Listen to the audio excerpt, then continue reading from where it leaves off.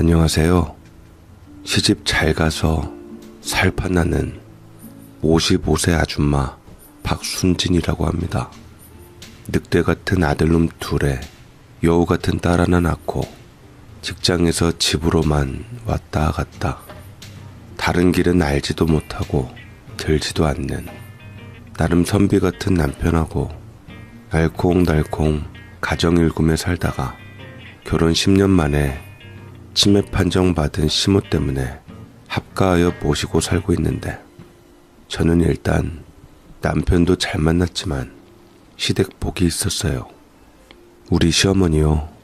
사실 저와 나이 차이가 근 30년 넘게 났는데 너무 인간적이고 제가 그리던 어머니 상이시거든요. 우리 친정엄마는 계모 스타일인데 시모는 그냥 인자하고 성품 온화한 게 얼굴에 드러나는 분이세요. 얌전하니 뭐 하나를 내주시더라도 정성 가득. 특히 며느리인 저에게도 당신이 제게 잘해야 아들이 이쁨 받는다고 지나가는 말 하나 허투루 들어 넘기는 법이 없이 챙기시는데, 시자고 뭐고 따르고 챙길 수밖에 없게 만드세요. 언젠가 제가 첫애 갖고서 보리수 열매 먹고 싶다고 했던 적이 있는데, 그게 저 어릴 때 시골 외갓집에 놀러 갔을 때 딱 한 번 먹어보고 끝이었던 기억 속에서 가물가물한 그런 거였거든요. 아무튼 임신하니 어렸을 때 한 번 먹어봤던 그 빨갛고 탐스러웠던 보석 같은 보리수 열매의 맛이 떠오르면서 생각만 해도 침이 고이는데, 어디서 팔지도 않고 딱 시골에 사는 애들이나 먹는 거라 어머니께 그 이야기를 했죠. 어머니는 네가 그걸 아냐며 웃기만 하셨는데, 당시 먹을 철이 아니라며 안타까워만 하셨는데, 가을쯤인가 이미 만삭인데도 잊지 않고 그걸 기억했다가 사오셨더라고요. 늦었지만 제가 막 입덧하고 땡기던 그때 못 먹인 게 안타까워서 몰 한 장까지 버스 타고 가셔서 사들고 오셨다는데 어찌나 눈물이 나던지요. 우리 친정엄마는 제가 보리수 먹고 싶다고 했을 때 촌년이냐, 그게 무슨 맛이 있다고 봄에 보리수 타령을 하냐, 입 다물고 해준 김치전이나 먹고 집에 가서 식초물이나 마셔라 하셨어요. 참으로 멋대가리란 없는 분이신데 제가 미워서 그런 건 아니고 원래 그런 분이세요. 우리 친정엄마가 아주 밉진 않은 게, 그렇게 말해놓고 굳이 버스 정류장까지 따라 나서며 슈퍼에서 사과 한 봉지 사서 쥐어주셨거든요. 그때는 저장하는 기술이 없어서 초봄에 사과 같은 것도 귀할 때라 버스에서 아득아득 꽤 맛나게 먹었던 기억이 나네요. 물론 우리 엄만 이 일을 싹가 잡숫고 기억도 못하시는데, 그니까 사랑하는 것은 같아도 표현 방법이 다르단 건데, 저는 철이 없어서 그런가 우리 시어머니처럼 상처는 안 주고 뒤늦게라도 제가 바라는 걸 주시며 감동시키는 엄마가 좋아요.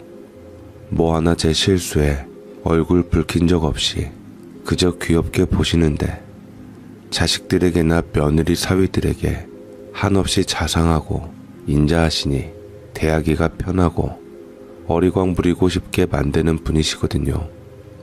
게다가 시아버지가 말이 없이 무뚝뚝한 편이라 옆에 계셔도 듣는지 마는지 무심해서 시어른하면 자연스럽게 시어머니를 떠올릴 정도였죠.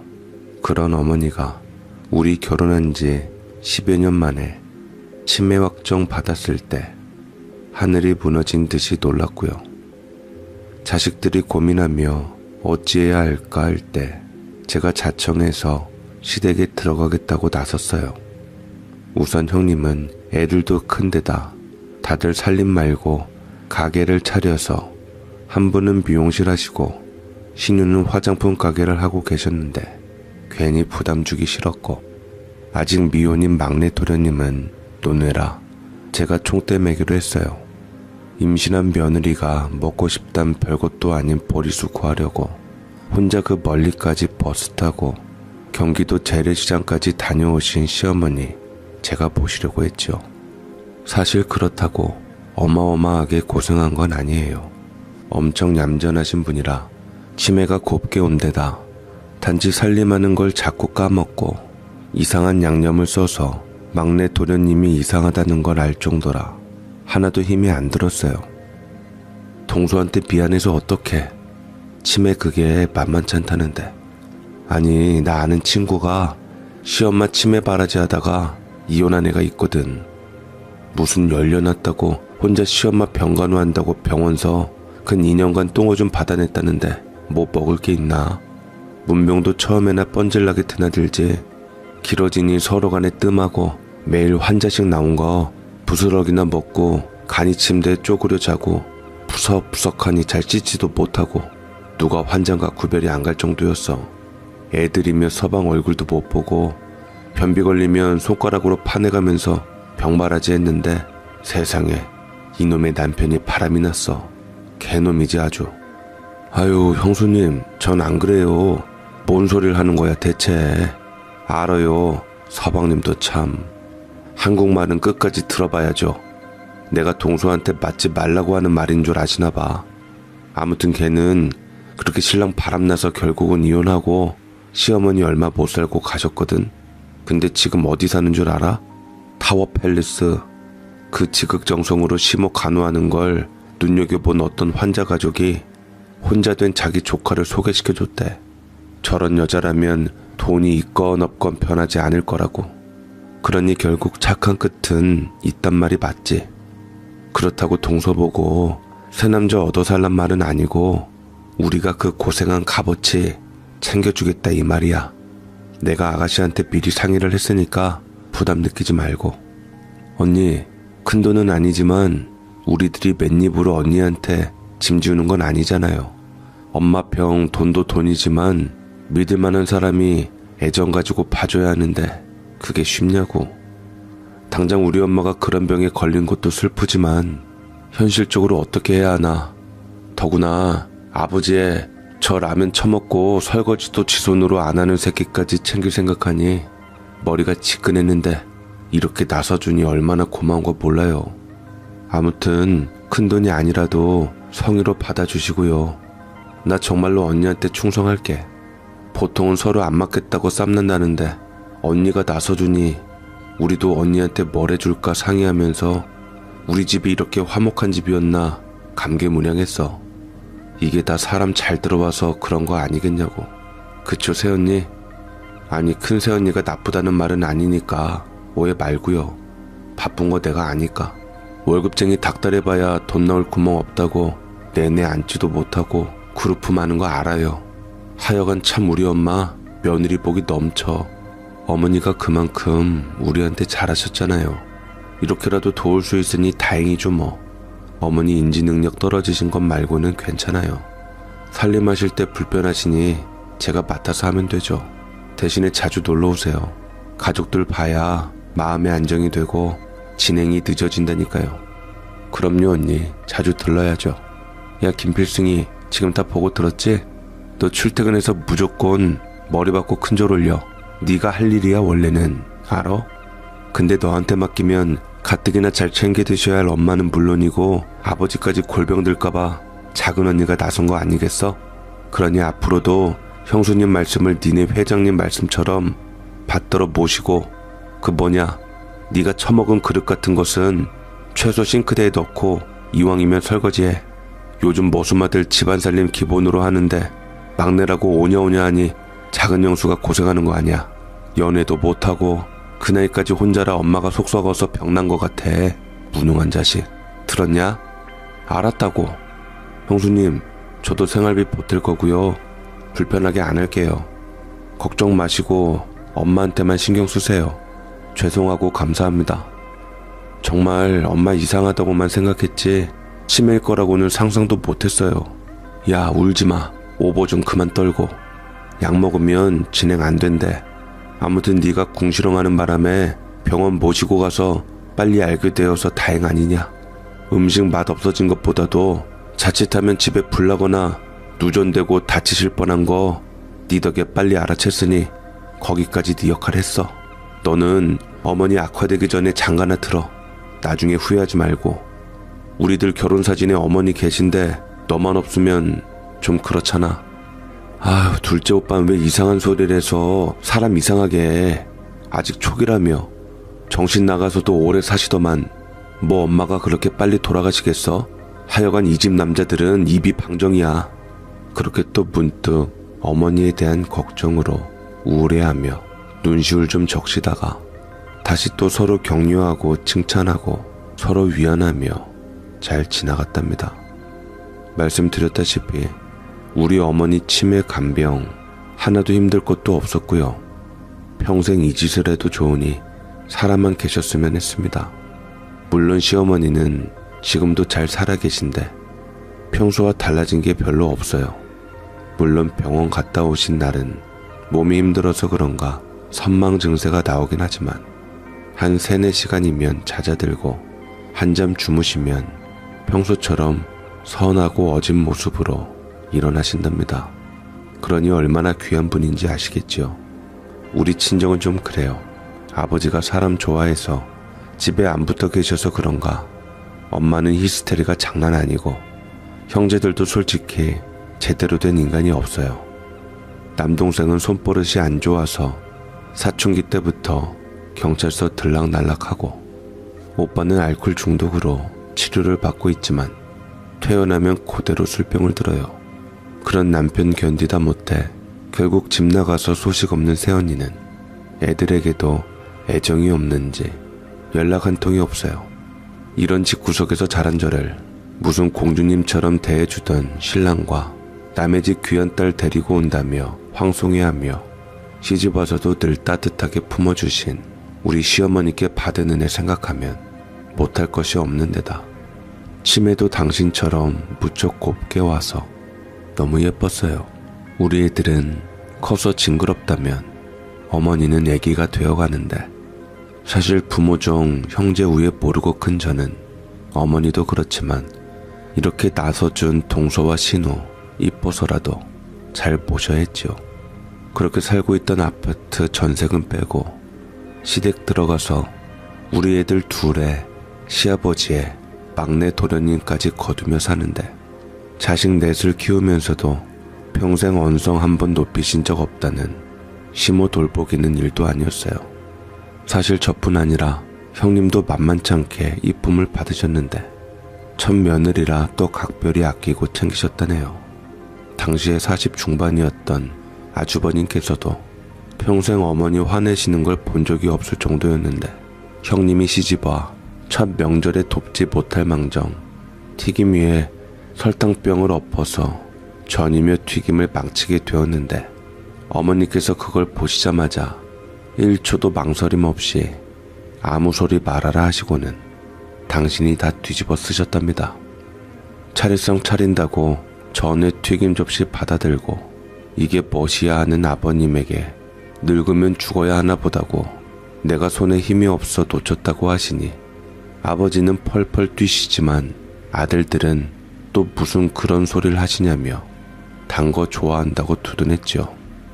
형님은 임신해서 입덧하면서 단 것이 너무 땡겼다는데 낮이고 밤이고 초콜릿 쩝쩝 먹는 형님 등짝을 살살 얼으며 단 거 몸에 안 좋다고 하시면서도 미용실에 들르실 때면 밥거리에 꼭 군것질거리 사들고 공주의 엄마 왔다 하며 넘겨주셨답니다. 무엇보다 독한 파마약 냄새 맡아가며 일하던 형님에게 내가 못나서 한 살림 챙겨주지 못하고 시집 와서까지 일하게 한다고 미안해 하셨다는데 그래서인가 형님 미용실이 엄청 번창해서 지금 디자이너만 5에 최고 군번이자 사장인 형님은 특별한 손님 아니면 직접 파마 말지도 않아요. 그러니 당장 시어머니 치매란 소리에 저처럼 내가 모셔야 하는데 하면서도 벌려놓은 일이 많아 마음이 복잡했는데 제가 모시겠다고 나서주어 얼마나 고마운지 모르겠다고 오며 가며 챙겼답니다. 저는 오히려 어머니 아프시고 나서 더 돈독해진 것 같아요. 특히 우리 신우요. 성격 좋아도 시자는 시자라 어려운 부분이 없지 않아 있긴 있었는데 신우가 바로 시집가 더더욱 소원하거든요.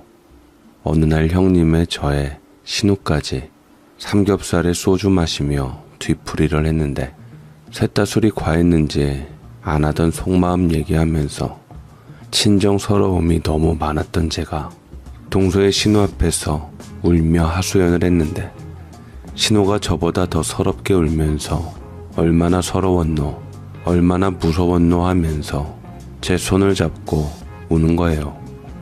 언니가 친언니로 태어났다면 좋았을걸. 우리 엄마 좋은데 하면서 말이죠. 그러니 시집와서 남편도 남편이지만 시어머니의 동서복에 신우복까지 터졌는데 하늘은 다 주시지 않죠. 이렇게 결혼 10년 만에 치매 판정 받은 시모를 합가하여 모시는데 오히려 치매에 걸려 가끔씩 선망으로 정신 오락가락 하실 때도 험한 말씨 한번 안 쓰시고 그저 곱고 귀여운 어린아이가 되신 어머니에 비해 시아버지가 문제였어요. 어머니 아프신 걸 빌미로 하루가 멀다 하고 소를 잡수는데 솔직히 시어머니보다 시부 술주정으로 더 힘들어요. 시아버지가 원래 주사가 좀 있는 양반이에요. 이걸 알게 된 게 결혼한 지 얼마 안 됐을 때였는데 술 취해서 새벽에 전화를 하시는 거예요.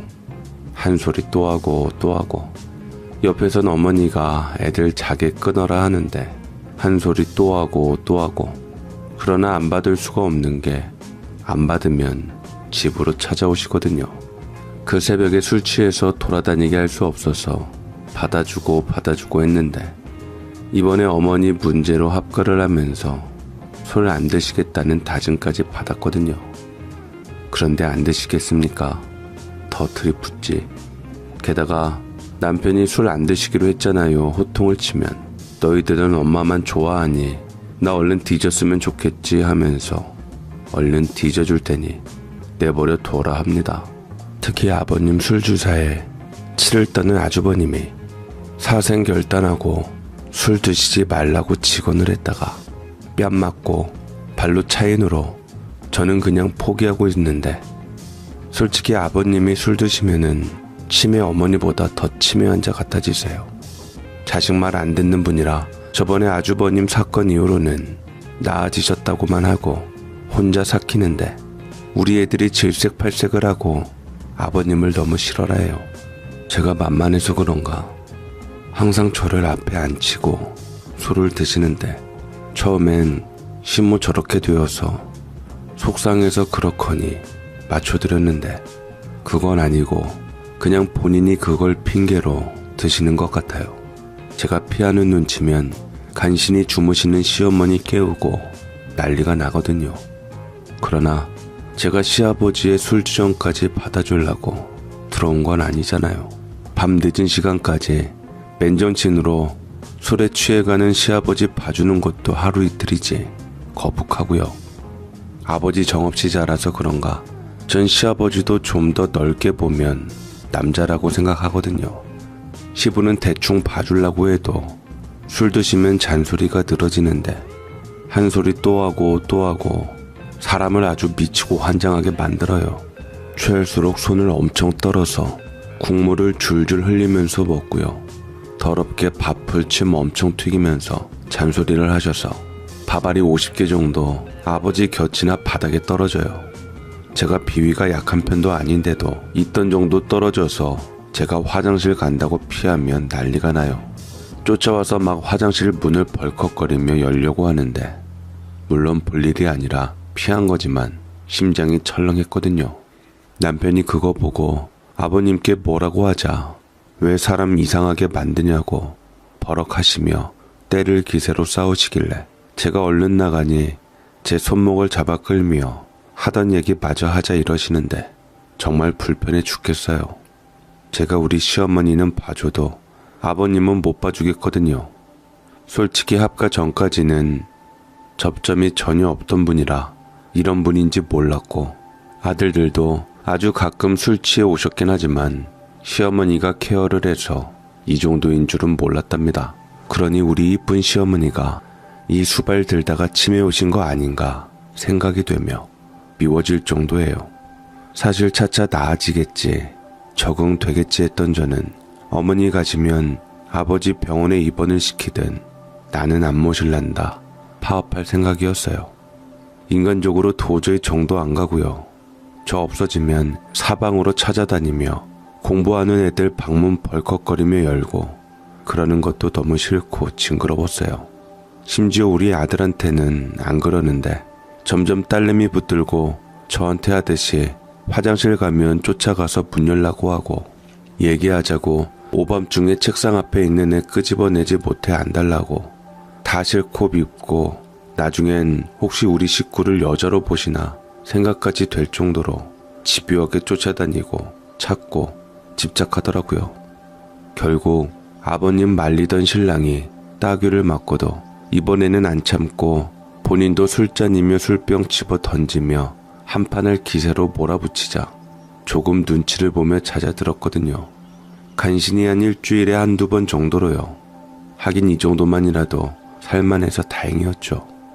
그런데 세상에 우리 막내 도련님이 드디어 장가들어서 새 동서가 신혼여행 갔다 와서 시댁에서 자는데 또 이러는 겁니다. 누가 말릴 새도 없이 밖에서부터 취한 채로 들이닥쳤는데 우리 막내 도련님이 당시 나이가 제법 되도록 자리 못 잡고 직장 다니다가 때려치고 변변찮게 지내다가 카드사 입사해서 동서를 만났다는데 도련님보다 연상에 엄청 세게 생겨서 신우나 형님도 눈치를 엄청 봤거든요. 보통 계약직 사원들 관리하는 팀장으로 한두 명 파견 나온 본사 직원인데 동서도 계약직으로 들어가서 한 달 만에 정규직으로 발탁되고 이후에 진상 처리하는 관리급으로 승진했답니다. 카드 업계에서 몇 안 되는 실무직 여성 팀장으로 전설급 라인이라서 우리가 못난 막내 잘 좀 봐줍시사 군소리 없이 환영하고 우선 우리 치매 어머니는 내가 맡았으니 걱정 말고 잘들 살라고 하는 판에 시아버지가 꽐라가 되어서 들이닥쳐서는 형님 내의 신우네 그리고 우리 부부 여기에 동서를 비롯한 시동생을 향해 삿대질을 하며 야 너희들 다 이리 와 하고 불러서는 특히 동서를 옆에 끼고서 안주에 침을 튀겨가며 꼬장을 부리시는데 미치겠더라고요. 별말이야 있겠습니까?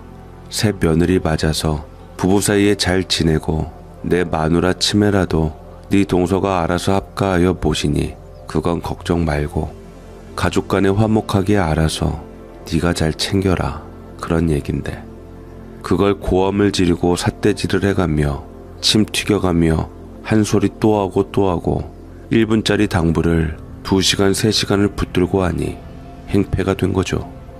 성격을 잘 아는 남자들은 그만하시라는 말도 못하고 고개 숙이며 참 흘린 새기고 저는 동서와 눈이 마주칠 때마다 눈빛으로 미안하다고 이후 1시간 넘어 2시간째 접어들 때는 손까지 비는 신용을 하고 2시간 이후론 자포자기하고 눈에 초점을 잃었지요. 아직 혼인신고도 안 한 사이 텄구나. 가뜩이나 계약직 평사원하고 결혼한 저 잘나간다는 여자가 이런 꼴을 당하며 버틸까 하고요. 그런데 제가 특히 시댁복 많다 하지 않았습니까? 우리 시어머니의 형님의 신우까지 특히 여자 인복 넘치는데 시모 다음으로 이 막내 동서가 두 번째 제 인생의 귀인으로 등극했어요.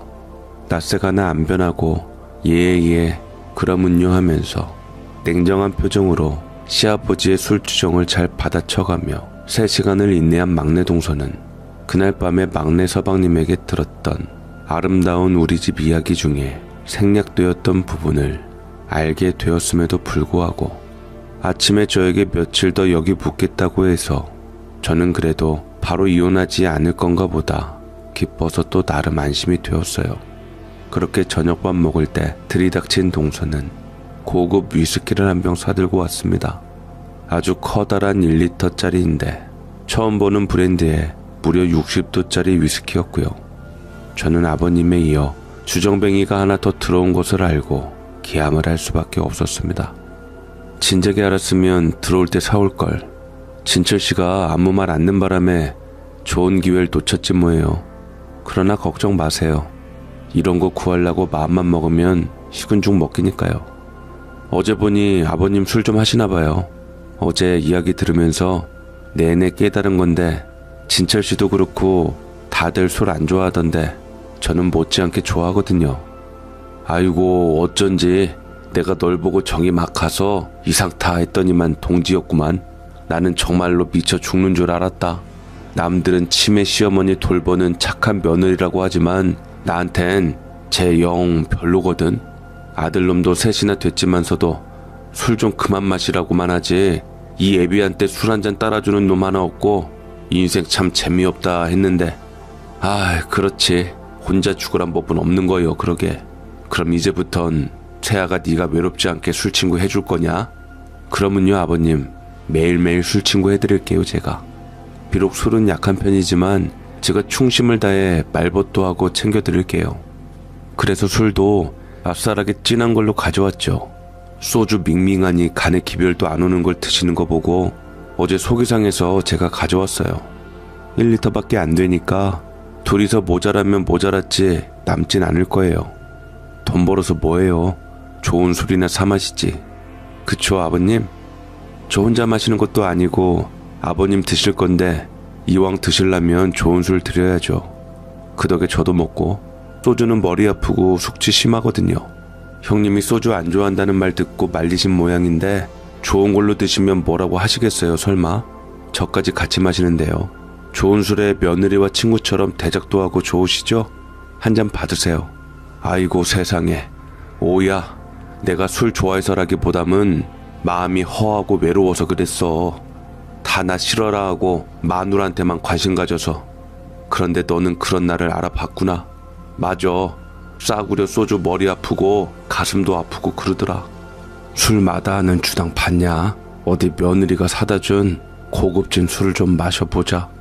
그렇게 소주잔에 한 잔 따라서 입에 혹 털어넣는 아버지는 갑자기 기침을 콜록콜록 하더니 급작스럽게 얼굴이 홍당무가 되었습니다.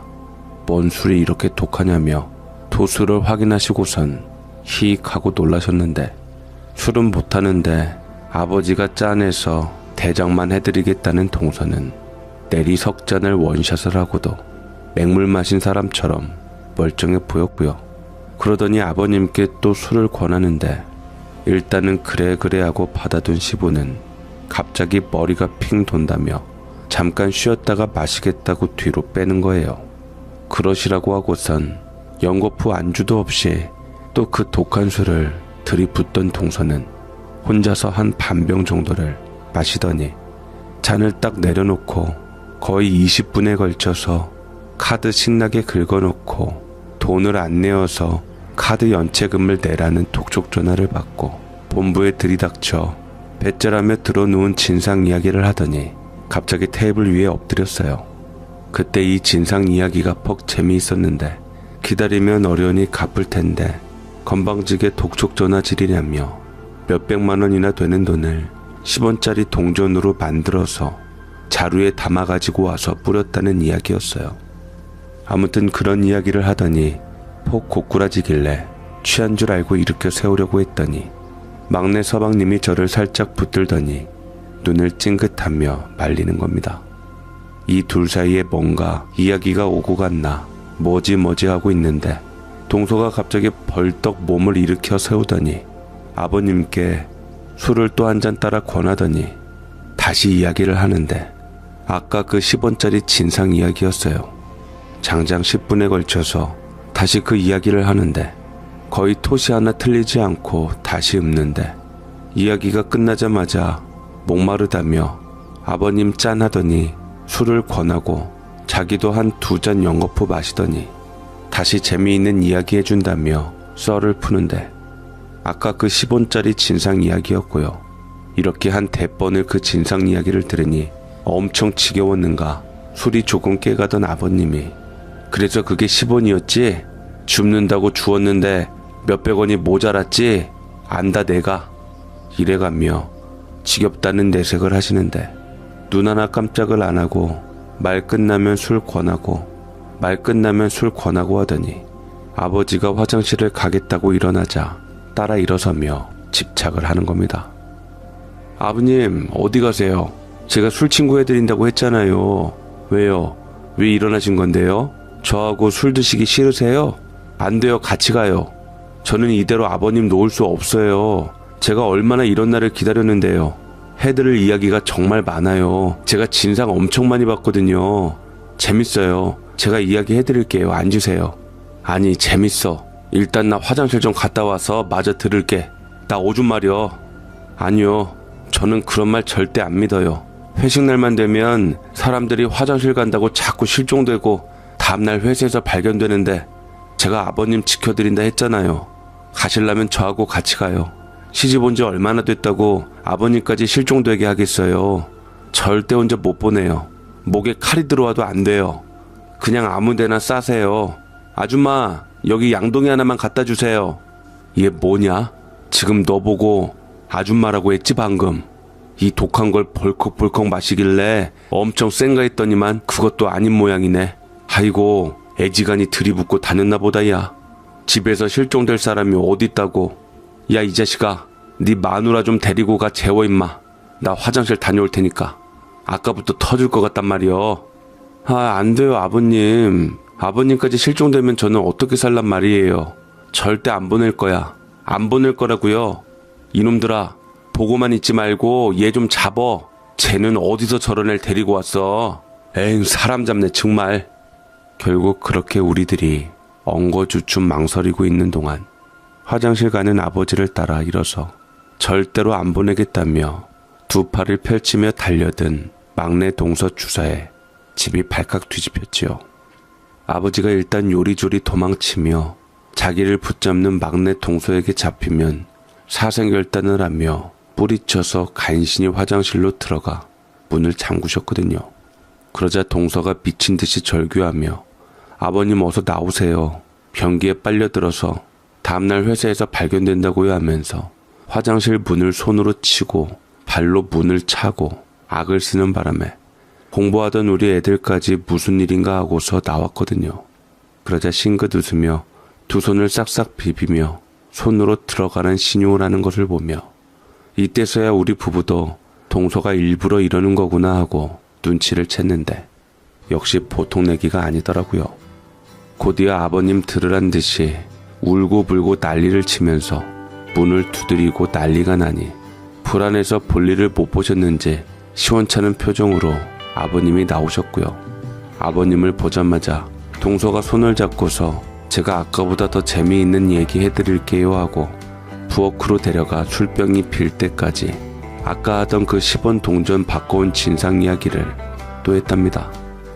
결국 이 술을 다 비울 때까지 며느리가 자기를 안 놓아줄 것을 한 아버지가 얼른 끝내려고 막판에는 자진해서 술을 청해 마시는데 워낙 독하니 한 번 마시고 몸을 부르르 떨고 한 모금 마시고 몸을 부르르 떨며 무척 괴로워하셨어요. 동서가 부리는 주사가 당신의 모습이란 걸 아는지 모르는지 이상하게 막판에 취한 아버지는 무척이나 얌전했는데 마지막 술잔을 비우자 맥이 빠져서 어여에 재우라며 막내 서방님을 채근하셨고요. 잠도 아버님과 잘 거라며 달라붙어 매달리는 동서를 피할 힘도 없이 축 처져서 울상을 지으며 얼른 얘 좀 데려가라고 우는 소리를 하셨답니다. 물론 다음날 동서는 뽀송뽀송하고 말짱한 얼굴로 막내 서방님과 함께 출근을 했습니다.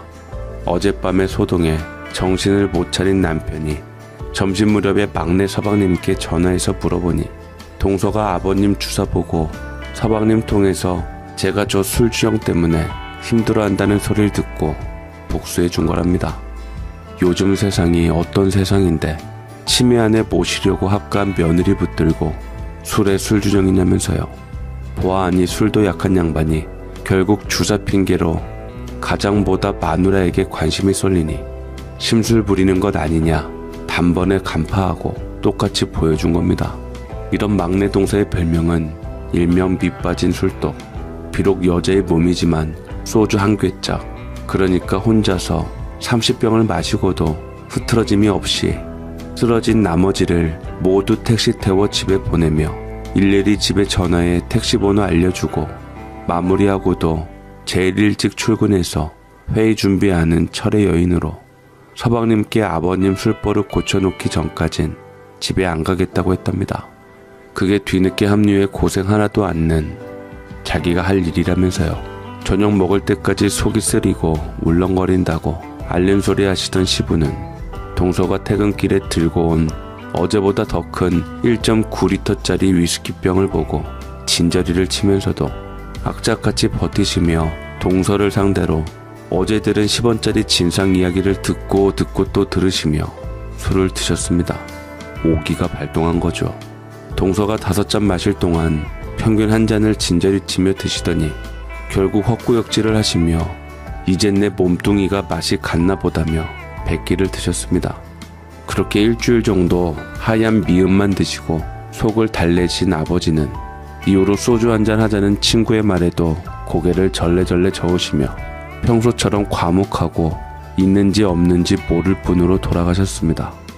아버님은 끙끙 앓던 중에 새 며느리가 혹시 나 따라했던 건가 설마 하다가 그 난리를 친 동서가 실은 멀쩡했다는 것을 애들을 통해서 알게 되시곤 말 그대로 당신이 주책 바가지에 번데기 앞에서 주름 잡는 걸 아시곤 이후론 술을 안 드시겠다고 선언했답니다. 그러니 얼마나 감사한가 몰라요. 드시던 술 끊을 나이에 안턴 술 마시며 요상스럽게 주정해서 정말 불편하고 힘들었는데 진짜 마실 줄 아는 동서 만나 버릇을 싹 뜯어 고쳤잖아요. 동서 말대로 시부의 술주정 자체가 술 때문이기도 하겠지만 절반 이상은 심술이 맞았나 봐요. 이후론 도란도란 시어머니 머리도 빗겨주고 옛날 사진도 같이 보시며 시간 보내시고 한결 나아지셨어요. 이런 시부 술버릇을 받아준 시어머니가 더욱 고맙고 각별하게 느껴지셨을지도 모를 일인데 아무튼 지난 일 다 잊은 저는 어머니도 그렇지만 시아버지도 건강하게 오래오래 우리 곁에 있었으면 해요. 비록 남들은 이야기만 들어도 치떠는 심의 시어머니 모시고 살며 시부까지 봉양하고 살지만 형님과 신우는 전업주부인 저에게 어지간한 회사원 월급을 주고 막내 동서는 비록 사납게는 생겼지만 누구보다 제 편인 걸 안 이상 두려울 것도 억울할 것도 없어요. 그래서 저는 앞으로도 우리 친정보다 나은 시댁 사람들 우리 막내 동서처럼 몸 던져서 편들고 지켜주려고요. 저 시집 잘 왔죠? 들어주셔서 감사합니다.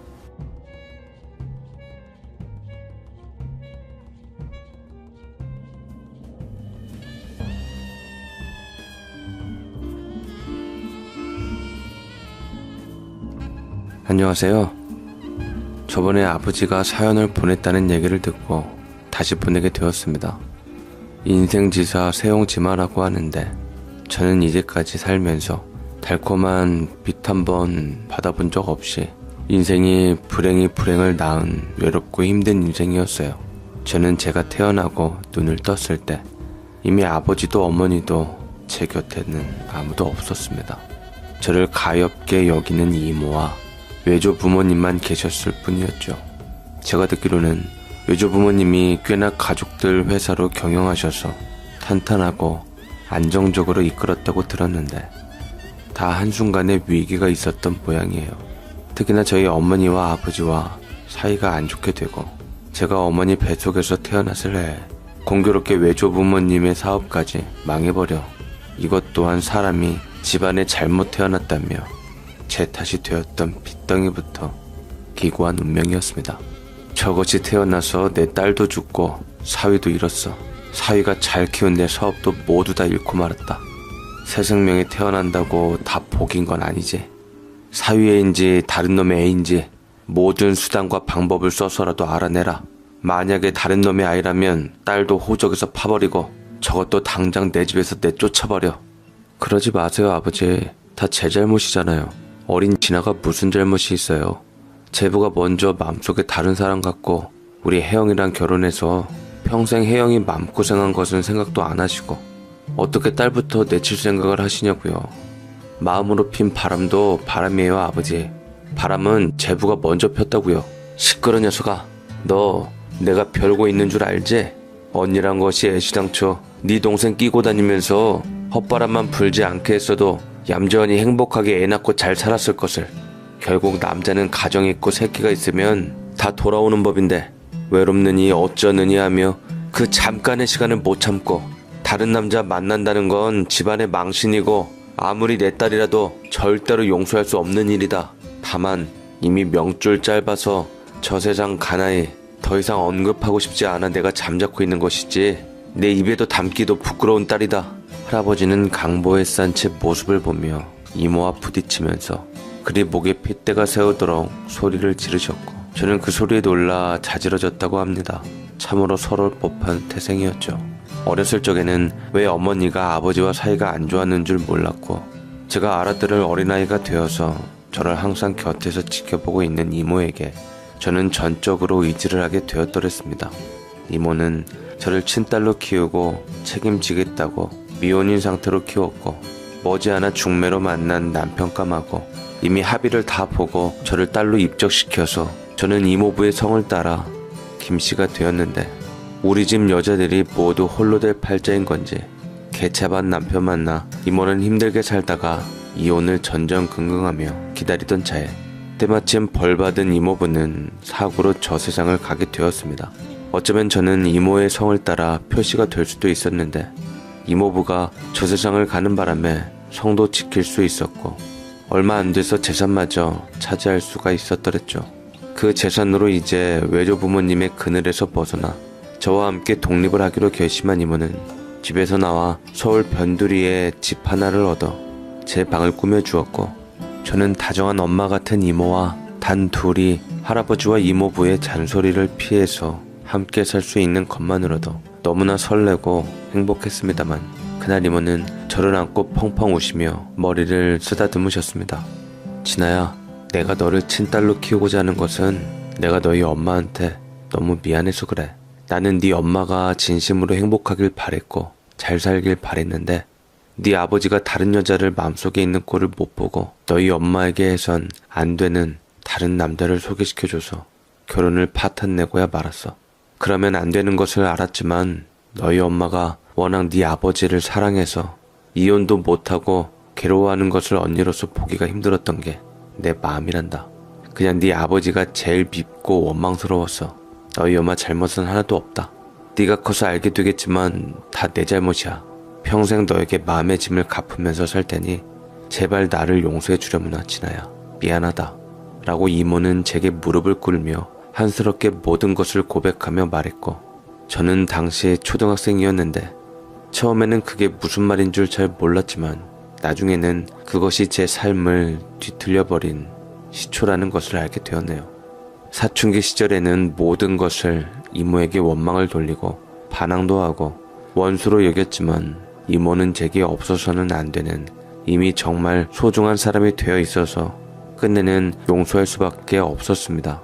가끔 이모가 아니었다면 나도 남들처럼 부모 그늘 밑에서 사랑받으며 행복하게 잘 살았을까 생각이 들었지만 이모가 나를 위해 얼마나 희생했는지 알고 나에게 얼마나 미안해하는지 자책감을 갖고 있는지 알았기에 나를 사랑해주는 남아있는 사람을 더 이상 상처 입히지 않기로 결심하고 더 이상 이모에 대해서는 모든 죄를 묻고 가기로 했습니다. 저는 다 잊고 이모를 엄마 삼아서 살았지만 그렇다고 엄마라고 부르지는 않았어요. 이모는 저를 정식 입양한 상황이었기에 저를 엄마라 하지 않고 이모라 하는 것에 대해 간혹 섭섭함을 드러냈지만 그것이 제 소심한 복수이기는 했습니다. 친구들은 제가 부모 없다며 가엾은 아이 취급을 했고 어른들은 이상한 선입견으로 저를 나쁜 아이 대하듯 했습니다. 아무리 이모가 든든한 울타리 역할을 자처한다 해도 저는 이모의 딸이 아니었고 저를 둘러싸고 있는 모든 아이들이 그 사실을 알고 있었기에 부모 없이 자랐다는 콤플렉스는 저 스스로를 움츠리게 만들어서 저는 늘 자신감 없고 죄 많은 아이가 되어버렸네요. 언젠가 어머니가 잠들어 있는 강에 함께 다녀왔는데 그때도 이모는 옛날 일을 자책하여 펑펑 울길래 저는 그런 이모를 안아주며 처음으로 제 의견을 비췄습니다. 이모, 나 지금 와서 생각해보면 엄마가 더 잘못한 것 같긴 해요. 어찌됐든 바람은 바람이었으니 아버지가 마음에 다른 여자를 갖고 있었다는 것도 증명할 길도 없잖아. 그래서 말인데 엄마 눈 감은 곳에서 이런 얘기 미안하지만 저 아버지를 찾고 싶어요. 아버지가 보고 싶어요. 뭐라고 진아야? 그건 안 돼. 절대 안 돼. 왜 안 되는데? 나 아버지가 보고 싶어. 이모가 만들어주는 핏줄 다른 아버지 말고 진짜 내 핏줄인 우리 아버지. 그 아버지 내 존재는 알고 계셔? 그분이 어떤 삶을 사시는지 내가 그분 딸이고 내가 누군지는 알고 계시게 하고 싶어. 그때 나이 고등학생이라 이미 머리가 한참 클 나이이기는 했고 사리 분별 가능한 나이였습니다. 이모는 제가 행여나 아버지를 찾거나 이모를 떠날까 봐서인지 제 애원에도 불구하고 그 사람은 제 아버지 자격 없는 사람이라고만 말씀을 하시고는 아버지의 존재에 대해서는 아무리 물어도 입을 꾹 다물었습니다. 이쯤 되니 더 궁금하더라고요. 딸이 아버지에 대해 궁금해하는 것은 당연한 거잖아요. 허나 이 모든 심기가 상했던지 아버지 문제가 나올 때마다 다툼으로 마무리가 되었지만 저는 쉽게 포기하질 않고 내내 졸라댔네요. 그리고 마침내 저는 길고 끈질긴 여정 끝에 드디어 이모에게서 아버지 정보를 얻게 되었고 제가 딱 20살이 되던 해였습니다. 네 아버지 사업 수완이 대단한지 잘나가는 회사 일으켜 사장 노릇하고 있는 것 같더라. 듣기로는 그 지긋지긋한 첫사랑 기어코 만나서 사랑 쟁취해서 결혼하고 살고 있다고 하던데 네 엄마만 불쌍해서 내 맘이 아려. 내 동생이 불쌍했던 거 네 아버지한테 다 갚아주고 싶은데 왜 하늘은 자격 없는 사람들에게만 축복을 내리는지 인과응보가 과연 있는지 모르겠다. 내게는 더할 나위 없이 좋은 이모지만 인과응보가 있으니 이모가 이렇게 벌을 받고 있는 게 아닐까요? 라는 말이 하마터면 튀어나올 뻔했습니다. 이모에게는 가슴 아프고 죄스런 말이지만 제 입장에서는 아무리 미워하지 않으려고 해도 이모가 원망스러운 마음이 가시지 않았거든요. 제가 잘 아는 사이 이모도 많이 나이가 들은 상태였고 은인인 이모에 대한 미움은 아버지를 보면 그제서야 가시며 갈증 해소가 될 것 같았습니다. 허나 이모는 그 이후로 제게 어떤 정보를 주지도 않았고 저는 그것이 미워서 이모의 울타리에서 나와 제대로 된 독립을 해보기로 했어요. 어차피 어른이 되었으니 더 이상 이모에게 신세지고 싶지도 않고 저 혼자 제대로 뭔가 해보고 싶은 생각이 들었습니다. 저는 고등학교 졸업 후 사춘기 시절 방황한 대가로 대학을 못 가고 동대문 옷가게에서 아르바이트를 하다가 그걸 경력으로 삼아 백화점에 취직을 하게 되었습니다. 깍듯한 매너와 고객에 대한 서비스에 대한 교육을 받은 후로 저는 업장에 투입되게 되었는데 제가 옷을 파는 매너와 말씨가 좋아서였던지 제가 맡은 매장이 유독 매출이 좋았고 이게 소문이 나서 고가 모피나 명품 옷을 파는데 배치가 되었네요. 흔하게 사람들이 뒷말로 말하잖아요. 명품 직원이 더 콧대가 높고 명품을 팔 뿐인데 정말로 자기가 명품인 것처럼 군다고. 저와 함께 일하는 직원들도 더러 그런 사람들이 있었는데 저는 항상 자세를 낮추고 고객님들을 왕으로 군림하게끔 하니 알아서 저를 호명해주고 저를 지목해서 사시는 손님이 많아서 저는 인정을 받게 되었습니다. 돈을 버는 만큼 저는 이모가 얼마 안 준 단서로 아버지를 찾도록 노력했지만 의외로 대한민국에서 사업자들이 많아 잡기가 쉽지는 않더라고요. 때로는 일하는 그곳에서 저를 맘에 두는 사장님이나 젊은 사업가들, 나이 든 사람 모두 가릴 것 없이 많은 대시들이 왔고 실제로 제가 신데렐라가 될 수 있을까? 제가 저렇게 잘나가는 사람의 부인이 되거나 연인이 된다면 높은 곳에 있다던 아버지와 더 인연이 빨리 닿을 수 있을까? 몇 번 만나보기도 했지만 제가 진심이 아니었듯 그들 모두도 저를 그냥 지나가는 봄바람쯤으로 생각하는 것 같아 더 이상 감정 소모도 안 하고 상처도 안 받기로 결심했습니다. 그렇게 저는 한 해 한 해 나이 들어갔지만 아버지에 대한 별 소득은 없었고 몇 번이나 찾았다는 소리에 심장 떨려 기대를 했지만 번번이 헛땅을 치는 게 그야말로 서울에서 김서방 찾기였는데 그래도 두드리면 열리는 것이라고 그날 제가 돈벼락이 쏟아지는 꿈을 꾼 날 저는 아버지를 찾았다는 의외한 사람 말을 듣게 되었습니다. 드디어 아버지를 찾은 것 같습니다. 전재훈씨, 김진아씨의 아버지예요. 연락처와 자택 주소 다 드릴 테니 직접 한번 찾아가 보십시오. 가족들 사진 정보도 한꺼번에 드리겠습니다. 저는 전재훈이라는 얘기를 듣자마자 본능적으로 그 사람이 제 아버지일 수도 있다는 예감이 들었습니다. 아버지의 이름마저 알 길 없었고 아버지의 이름을 언급하는 것 자체가 집안의 불문율이었는데 언젠가 할머니와 이모가 아버지에 대해 뒷담화를 할 때 전씨라는 흔치 않은 성을 언급하는 것을 들은 기억이 났거든요. 그 정가가 아주 우리 집안을 말아먹었어. 저것도 아주 우리 혜영이보다 지 애비 빼다 박아서 잔정도 없고 싹퉁머리가 아주 본능적으로 없어. 너 혜진이 아무리 네가 이모라고 자책감을 갖고 있다고 하지만 저것한테 너무 정주지 마라. 저거는 언제든 검은 머리 짐승 거두면 안 된다는 말 나올 인간이야 라고 말을 하는데 어찌 보면 할머니가 저를 참 잘 봤다 싶었습니다. 저는 어쨌거나 할머니 말 맞다나 잔정도 없고 냉정하고 감정에 휩싸이지 않는 사람으로 자랐으니까요. 그래서 나를 봐주지 않고 버렸다는 일을 미워하지 않고 찾을 수 있는 이성이 남아있었겠지요. 저는 사람 찾는데 도 같은 사람에게 사진과 주변인들의 정보를 보게 되었고 그 속에 있었던 웃고 있는 차가우면서도 따스한 웃음을 지고 있는 중년 남자는 누가 보기에도 제 아버지 같았습니다. 사진을 거울에 비추어 보고 그 거울을 또 제 모습에 비추어 보니 닮은 모습이 보이더라고요. 허나 아버지는 가족 사진에 성질 좀 있어 보이는 못돼 보이는 아줌마와 또 다른 선함을 지니고 있는 아버지와는 참으로 안 닮은 남자와 함께 보였습니다. 이 못돼 보이는 아줌마를 얼마나 사랑했기에 우리 엄마를 그리도 외롭고 쓸쓸하게 만들었던지 이모에게 들었을 때는 크게 와닿지 않았으니 정작 가족 사진을 제 눈으로 보니 피가 거꾸로 솟고 기분이 썩 내키질 않는 느낌이 들었습니다. 저는 단란하게 나온 가족 사진을 찢어버리고 불 속에다가 태워버렸고 그동안 제가 그토록 그리워했고 원했던 그 가족 자리에 제가 어떻게든 차지해서 아버지를 원래 있어야 할 곳으로 돌려보내드리기로 했습니다. 원래 있어야 할 곳은 바로 제 아버지 자리였죠.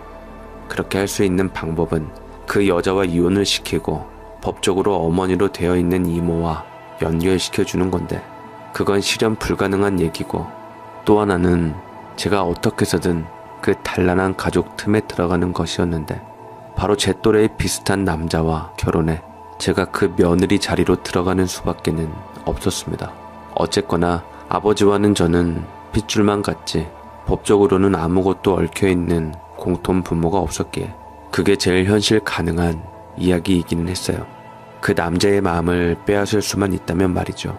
저는 추가 의뢰를 하며 그 젊은 남자에 대해서 조사를 요구했고 별 어렵지 않게 소득을 챙길 수 있었습니다. 젊은 청년 이름은 김의연이고요. 손미숙 씨가 전재훈 씨와 재혼하면서 데리고 온 아들입니다. 취미는 독서이고 특기는 피아노 치기이고 여자한테는 많이 인기 있지만 별로 관심 없는 것 같고 휴일날에는 도서관에서 공부를 자주 하는 편이에요. 그 공부하는 도서관 어디예요? 저는 어렵지 않게 백화점에 연차를 쓰고 그 사람이 휴일날 머무른다는 도서관을 알아내요. 아침부터 책을 얼굴에 가리고 진을 치고 있었습니다. 저는 백화점에서 일을 했기 때문에 적당히 꾸민 듯 안 꾸민 듯 예쁜 스타일로 자연스러운 차림새로 책을 간만에 뒤져보았고 젊고 창창한 휴일날 따분한 도서관에서 처박혀 공부나 하고 있다니 참으로 답답한 인생이구나 싶으면서 그 사람을 기다렸는데 이게 참 기다리는 것도 곤욕스럽더라고요. 휴일마다 할 일 없이 와서 기다리는 것도 착잡한데 아무리 찾아봐도 그 사람은 어디에도 보이질 않았습니다. 무슨 코미디도 아니고 사람도 없고 책도 따분해서 기약 없음에 지친 저는 따스한 햇살을 받으며 하품을 하고 그대로 잠들어 버렸죠. 그런데 문득 눈을 떴을 때 참으로 기가 막힌 운명인지 우연인지 저는 그 남자가 제 맞은편에서 책을 읽고 공부에 몰두하고 있는 것을 보게 되었습니다. 처음에는 꿈이었는 줄 알았어요. 제가 눈썰미가 있어 고객 얼굴 기억하듯 사람 얼굴 하나는 기가 막히게 기억했는데 분명 그 사람이 맞아서 저도 모르게 긴장되고 심장이 덜컹거렸습니다.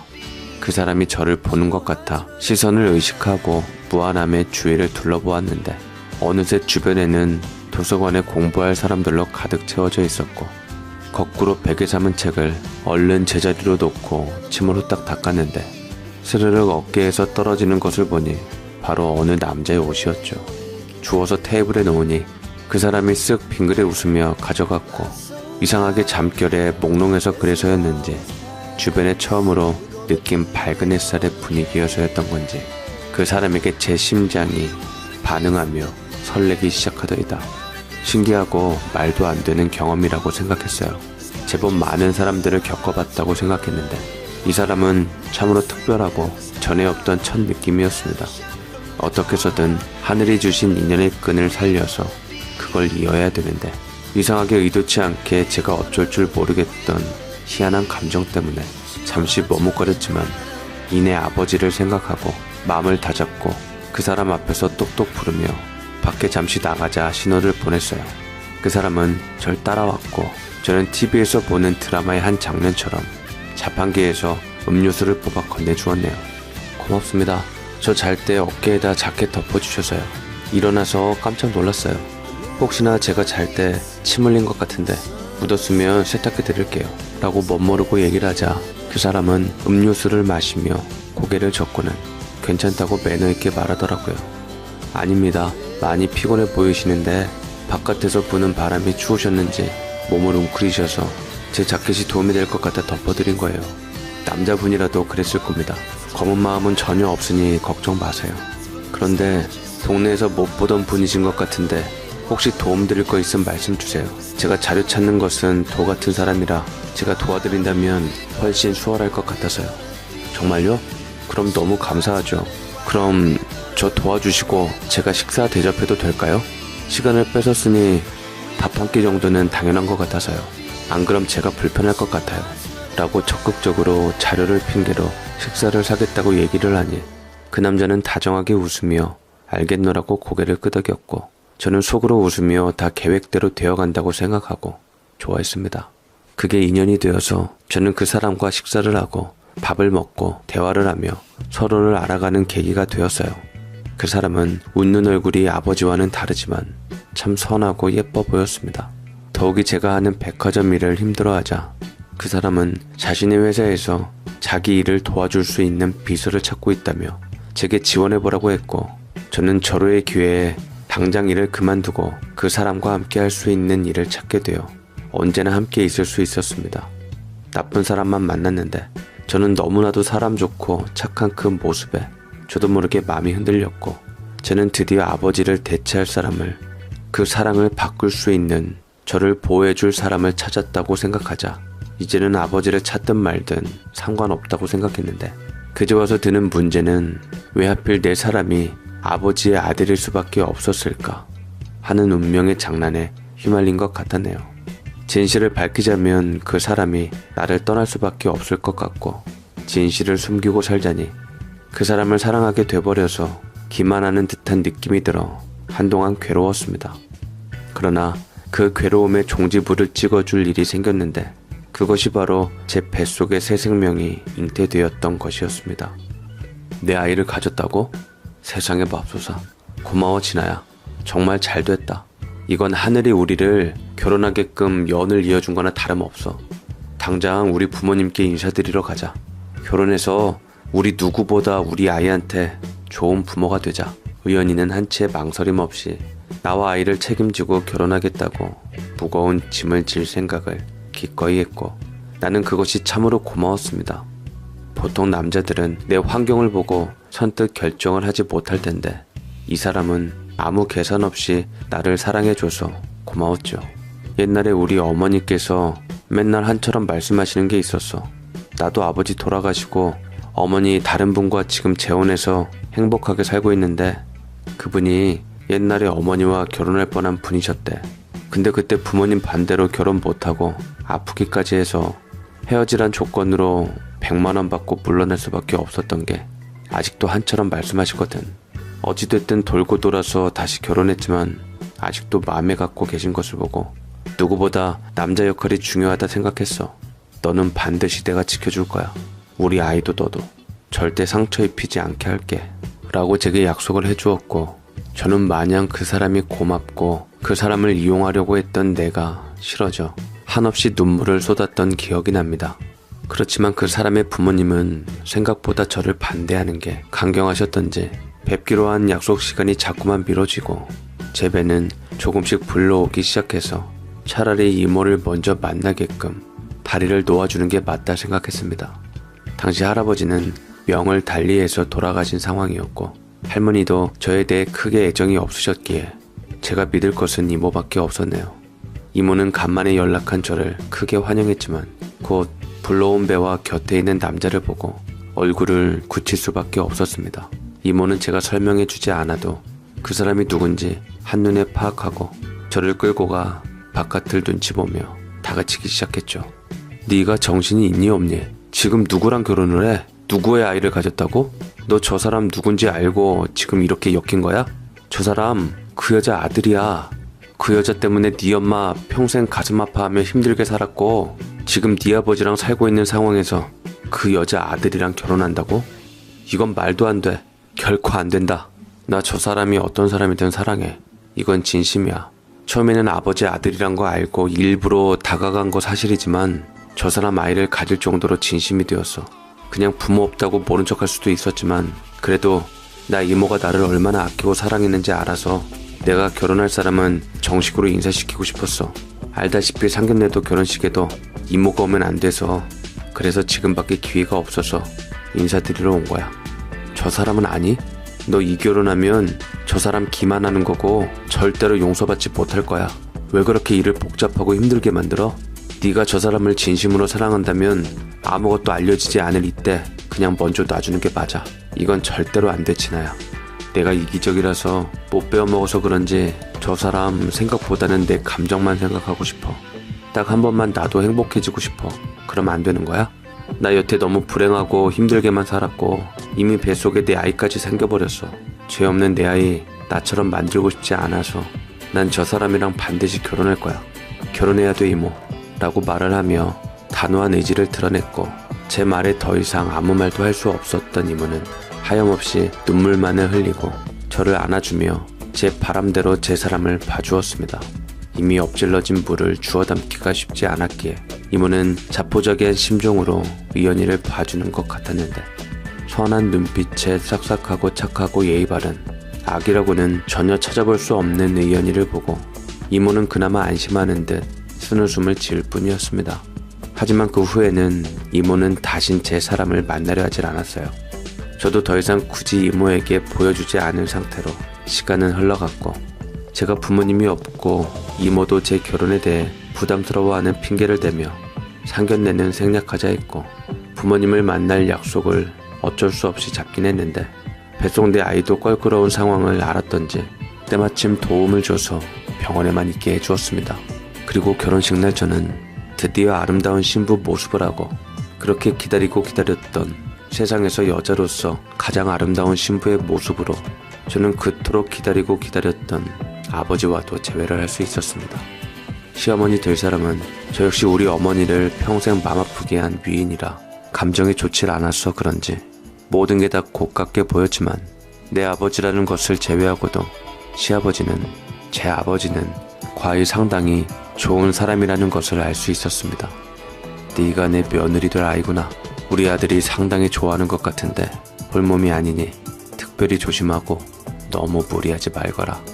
합가를 원했다고 하는데 우리야 며느리와 합가하면 좋지만 아무래도 네가 불편하지 않을까 걱정이 되는구나 라며 제 걱정을 해주시고 따뜻하게 미소를 지어주시는데 심장이 두근두근 떨리고 입술이 바짝바짝 마르고 저는 하마터면 아버지의 얼굴을 보고 감정이 솟구쳐 눈물이 날 뻔한 것을 간신히 참아내고 식장에 들어갔네요. 내가 생각한 아버지의 모습이 같았고 잠깐 보았지만 왜 어머니가 아버지를 놓을 수 없었는지 알 것 같은 분이셨습니다. 그리움이 미움으로 바뀌면 어쩌나 했지만 곁에 있는 우리 신랑 덕분인지 저는 넓은 마음으로 모든 감정을 포용하며 그분을 맞이하게 되었습니다. 저는 남편과 동시 입장을 하게 되었고 모든 것을 제가 추후에 감당해야 할 운명으로 눈을 질끈 감으며 주례를 들었습니다. 부모님 인사 때 여전히 시어머니는 날카롭게 저를 쏘아보고 있었고 아버지는 저를 안타까이 보며 걱정하시는 것 같아 기분이 그랬지만 제 손을 잡고 있는 크고 따뜻한 내 남편의 손을 잡고 믿어보기로 했습니다. 신혼여행을 편히 쉴 수 있는 호캉스로 나흘 정도 다녀오고 바로 시댁에 입성했는데 시어머니가 보통 내기가 아니시더라고요.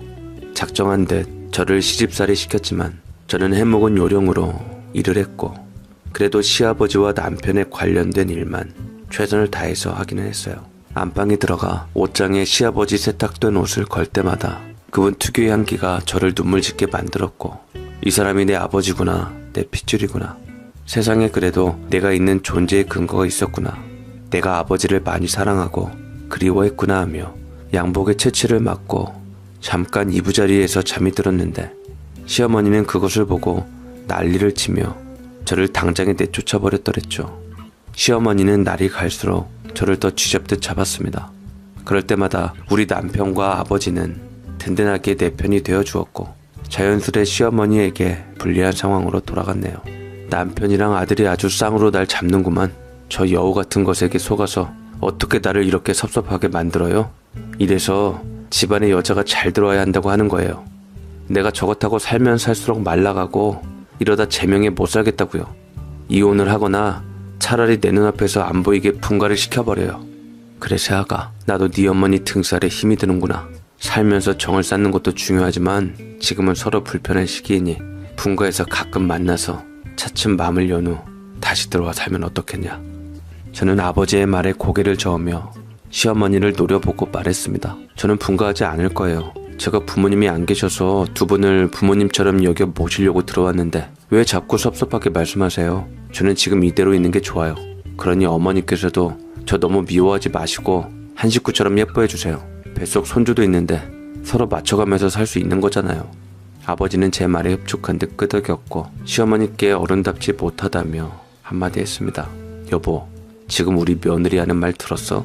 요즘 세상에 저렇게 맘착한 며느리가 어딨어? 며느리 뜻이 그렇다면 한 번쯤 져주시구려.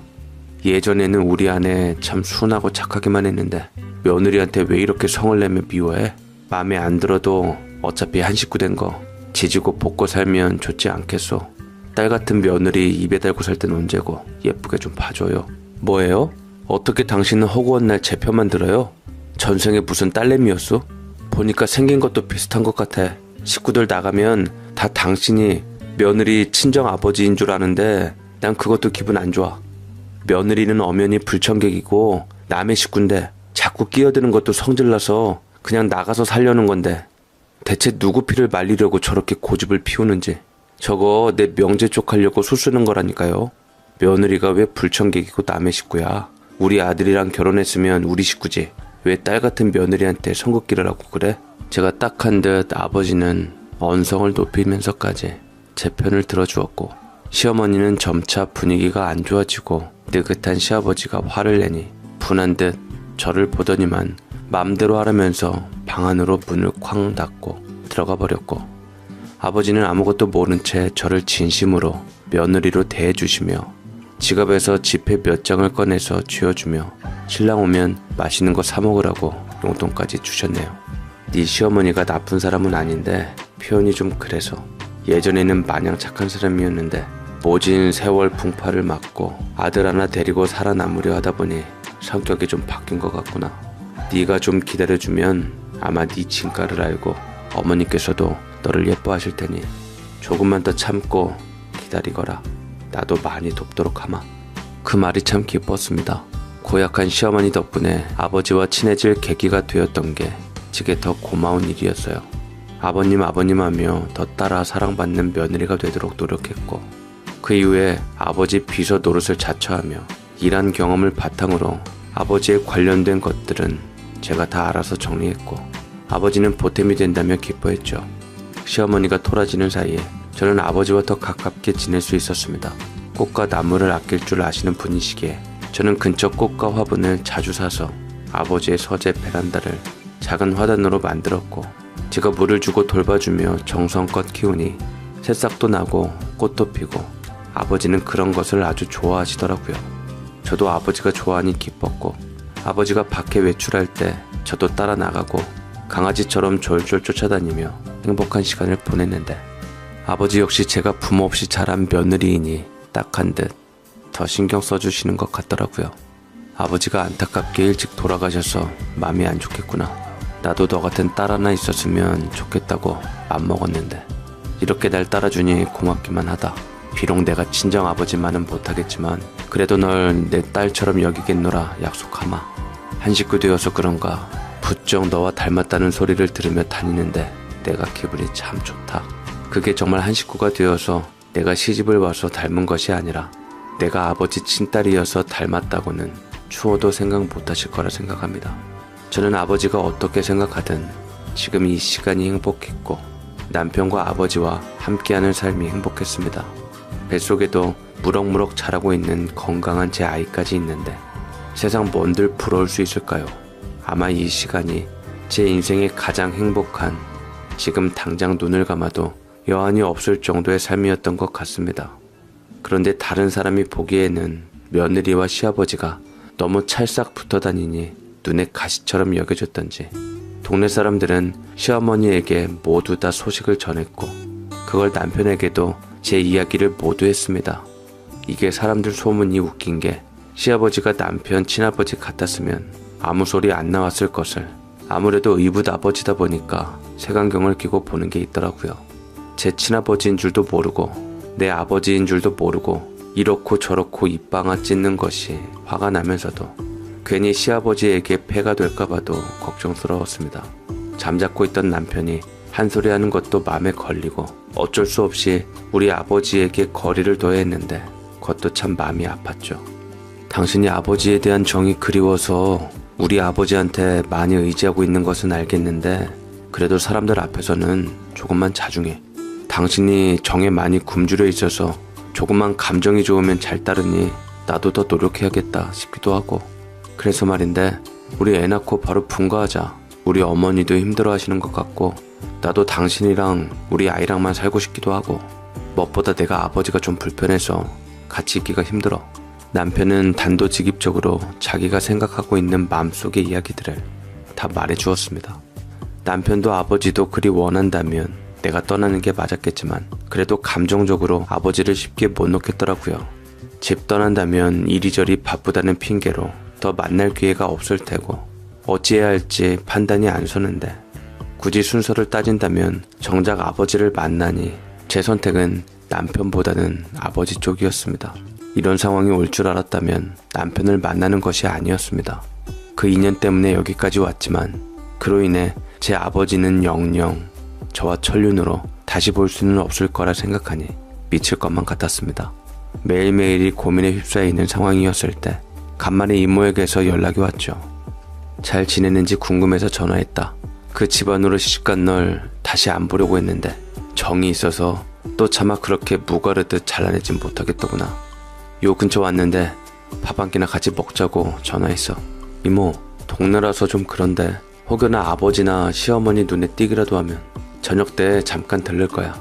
밥이 좀 그러면 카페에서 잠깐 만났으면 좋겠는데 어차피 네 시어머니는 내 얼굴을 잘 모르고 네 아버지가 어디 커피 마시려고 카페에 출입할 인간이니? 그런 걱정은 놔두고 나와서 얼굴 좀 보자. 네가 많이 걱정돼서 그래 이거사. 생각보다 너무나도 행복하고 잘 지내고 있는 내가 아직도 불안했던지 이모는 나를 직접 보고자 했고 저 역시 잘 지내고 있는 제 모습을 보여주고 싶어 이모와 함께 저녁 틈을 타 만나기로 했네요. 근데 참으로 사람 심리가 이상한 게 그토록 믿고 의지하고 좋아했던 이모를 봐도 예전처럼 가족 같다는 생각이 들지 않았어요. 차라리 그 미운 시어머니가 더 가족 같다는 생각이 들었는데 이래서 함께 사는 것이 참 중요하구나 느껴지더라고요. 저는 담담히 차를 마시며 이모에게 입을 열었습니다. 이모, 나 자꾸만 아버님한테 모든 것을 밝히고 싶어. 이럴 줄 알았으면 의연 씨랑 결혼하지 말고 먼저 아버님을 찾아가서 뵙는 게 맞았는데 이 맹추야. 그래서 이 결혼하지 말라고 했잖아. 이모 말 안 듣고 부득부득 우겨서 결혼하더니만 결국 진짜로 아버지를 아버지로 부르지 못하게 돼버렸잖니. 저는 그 말을 듣고 발끈해서 왜 이모가 무슨 권리로 애시당초 내가 태어났을 때 아버지 친딸이라고 밝히지 않은 거냐고 원망했고 이모를 몰아붙였습니다. 이모는 팔은 안으로 굽는다고 제게 배신감을 느끼며 실망한 얼굴로 가득했는데 그것보다 제게 더 중요했던 것은 바로 그 뒤에 있었던 제 아버지였죠. 아버지는 이모와 제가 다투는 내용과 이모가 누구인지 정체를 알아버려서였던지 그 자리에서 동상이 되어버렸고 저 역시 뜻밖의 아버지가 그 자리에 나올 거라는 예상치 못한 것 때문에 당황스러웠지만 차라리 진실이 수면 위로 드러난 게 저는 숨을 트일 수 있을 것 같았습니다. 매번 전전긍긍해야 하면서 아버지 주변 도는 것도 싫었고 그것 때문에 분가해서 다신 아버지를 못 본다는 것도 싫었는데 어차피 의연 씨랑 시어머니만 모르고 아버지만 알았다면 큰 문제는 되지 않을 거라 생각하기도 했는데 아버지는 제 마음과는 달랐던 모양입니다. 제가 아무리 그분의 핏줄이라 할지라도 그분의 생각을 모두 읽을 수는 없었고 제 바람과는 다르게 그분은 충격적인 얼굴을 하며 그 자리를 도망치듯 나가버리셨네요. 아마 유전자 검사를 하려들 테죠. 이제 아버지가 제 존재에 대해 아는 것은 시간 문제였습니다. 집에 가보니 아버지는 저와 함께 있는 자리를 눈에 띄게 피하려 드는 게 보였고 그 시간은 아마도 유전자 검사 결과가 나올 때까지였던 것 같아요. 눈에 띄게 시아버지와 제 사이가 멀어지니 시어머니는 뭣도 모르고 좋아했고 남편 역시 한숨을 돌리며 서서히 우리는 분가 준비를 하러 집을 계약하게 되어서 저희의 보금자리를 마련하게 되었습니다.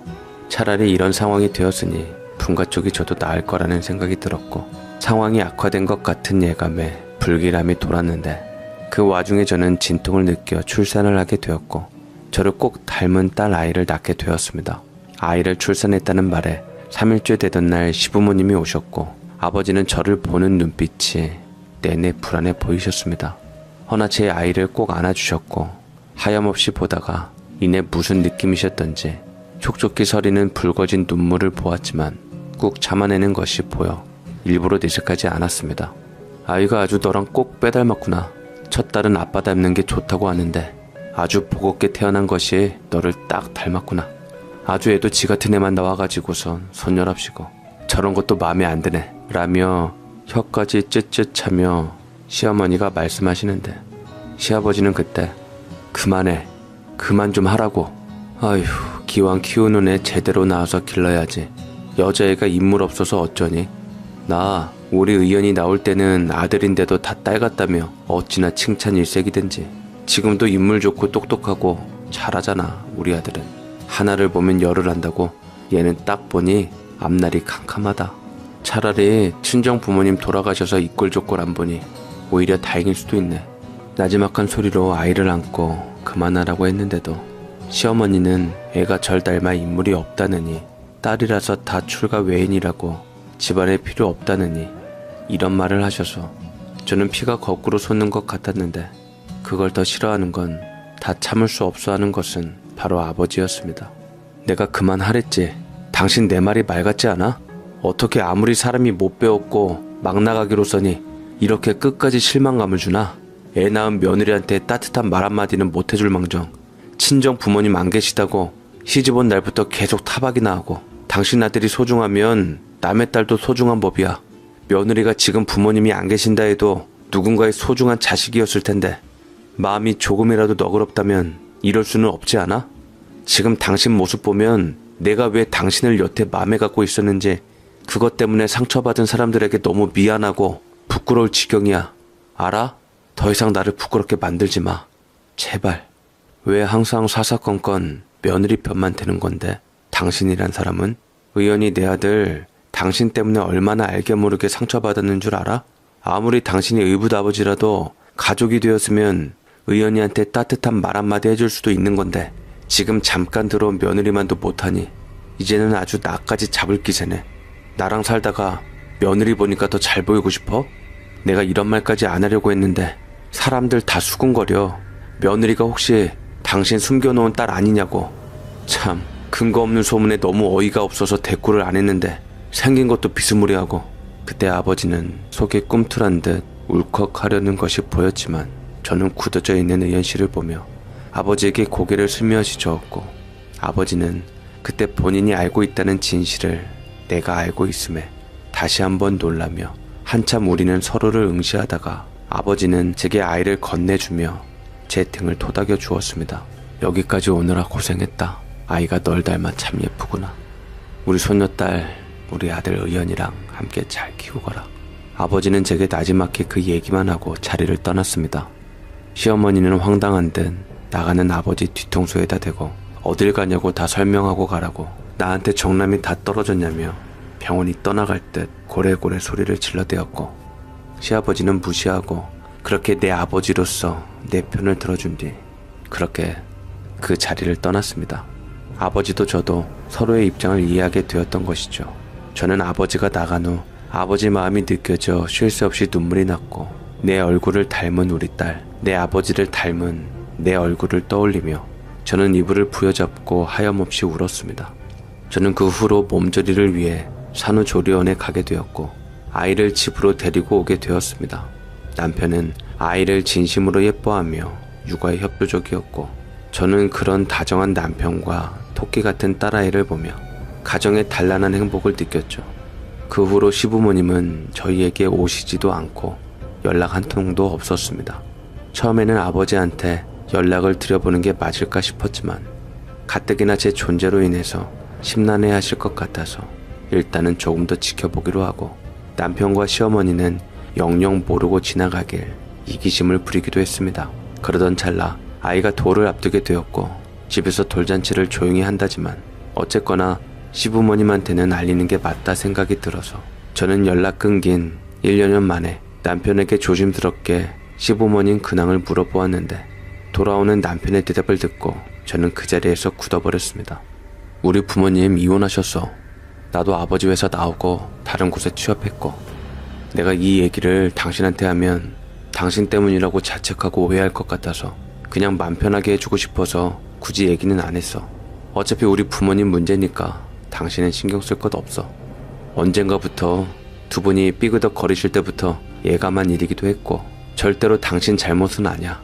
아버지 어머니는 서로가 첫사랑인데 수십 년 뒤 다시 만났을 때 그 마음 그대로 만났다고 생각했는데 그게 또 아니었나 봐. 아마 두 사람의 사랑 때문에 상처받고 힘들어진 사람들에 대한 벌을 받았는지 사이가 안 좋더라고. 그래서 첫사랑은 마음에 담아두는 것이 맞다 하나 봐. 그래서 아버님은 어디로 가셨어? 이혼하신 다음에 회사를 전문 경영인한테 맡겨놓고 산에 들어가셨다는 말까지 들었는데, 그 이후로 그분이 더 이상 우리 아버지 아니라서 잘 모르겠네. 당신도 이제 신경 쓰지 마. 우리 엄마랑 이혼하면서 그분은 이제 우리 가족과 연이 없어진 거야. 어머니도 이혼 후에 좀 날카로웠었는데 요새 적적하신지 손녀 사진 보내달라면서 오시겠다는데, 그것도 당신 불편하면 엄마 못 오게 할게. 고마워. 그리고 미안해 의연씨. 우리 엄마 못 오게 해서 고맙고 미안하다는 말은 하지마. 그럼 내가 너무 불효자 같잖아. 라고 하며 남편은 멋쩍은 듯 의례적인 멋쩍은 웃음만 남기고 아이의 이유식을 가지러 갔습니다. 남편에게는 그냥 다 미안하고 죄스럽고 했습니다. 아버지가 이혼을 하신 것은 충격이었지만 그래도 아이가 태어나고 남편의 존재가 필요하면서부터 알턴이 빠진 것 같았습니다. 아버지도 저도 서로를 위해서 진실이 알려지길 바라지 않습니다. 그래도 우리는 천륜이 유지되니까요. 누가 뭐래도 나는 아버지 딸이고 아버지는 내 아버지니까요. 그때는 다시 안 돌아올 것 같았는데 아버지는 아이의 돌잔치 이후 자연스럽게 제 앞에 모습을 드러내셨고, 제일 안전할 법한 이모네 집에서 저와 아버지와 함께 다 같이 만나게 되었네요.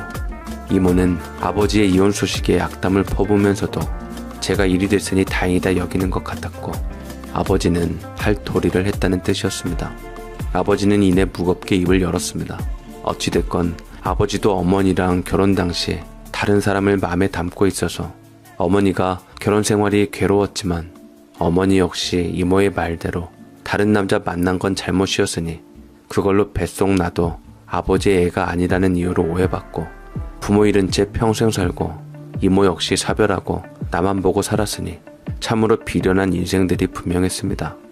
나는 처형이 정말 미웠지만 진아 예쁘게 키워줘서 고맙단 얘기를 하고 싶어요. 하지만 그때 처형이 내게 내 딸이란 것을 알려줬으면 나는 기꺼이 아이를 내 딸로 키웠을 거예요. 내 진심만 알아주면 돼요. 그리고 돌이켜보면 진아 엄마를 많이 좋아했던 것 같아요.